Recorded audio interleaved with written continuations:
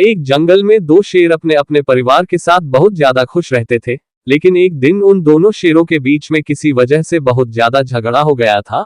अब वह दोनों ही एक दूसरे से बिल्कुल भी बात नहीं करते थे। ऐसा करते हुए उन दोनों शेरों को एक साल बीत गया था।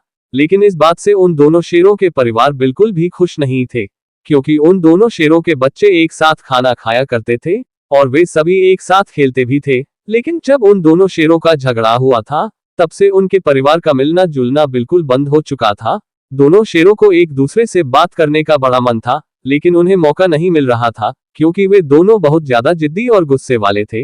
लेकिन एक दिन दोनों परिवार में से एक परिवार के पास 15 से 20 जंगली कुत्ते आ गए और वो उनको यहाँ वहां नोचने लगे। तभी इतने में सारे कुत्ते देखकर पहला शेर और उसका परिवार बहुत ज्यादा डर गया।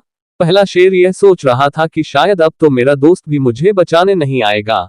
लेकिन उसका शेर दोस्त बड़ी तेजी के साथ अपने जिगरी दोस्त को बचाने आ गया और उन जंगली कुत्तों को केले के छिलके की तरह फाड़ कर फेंकने लगा। कुछ ही देर में उन दोनों शेर दोस्तों ने मिलकर उन सभी कुत्तों को मारकर भगा दिया। जब वो कुत्ते भाग गए तो उसका शेर दोस्त बिना बोले ही वापस अपनी जगह पर जाकर परिवार के साथ बैठ गया। तभी शेर के बेटे ने अपने पिताजी से पूछा कि पिताजी, आप तो अपने दोस्त से बात भी नहीं करते थे, फिर आपने उन्हें और उनके परिवार को उन जंगली कुत्तों से क्या बचाया? तभी उसके पिता शेर ने कहा कि बेटा, भले ही नाराजगी कितनी हो, मगर दोस्ती इतनी भी कमजोर नहीं होनी चाहिए कि कुत्ते भी उसका फायदा उठा ले। इसलिए मैंने अपने जिगरी दोस्त और उसके परिवार को उन जंगली कुत्तों से बचाया।